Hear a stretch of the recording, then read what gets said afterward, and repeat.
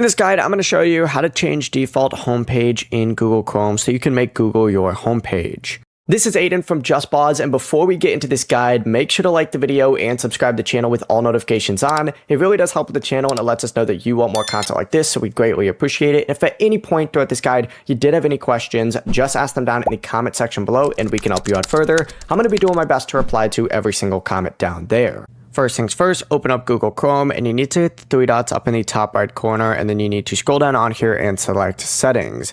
Now on the left, you need to look specifically for on startup. It kind of has a little power icon next to it. Select it, and then from here, what you need to do is find this open a specific page or set of pages option right here.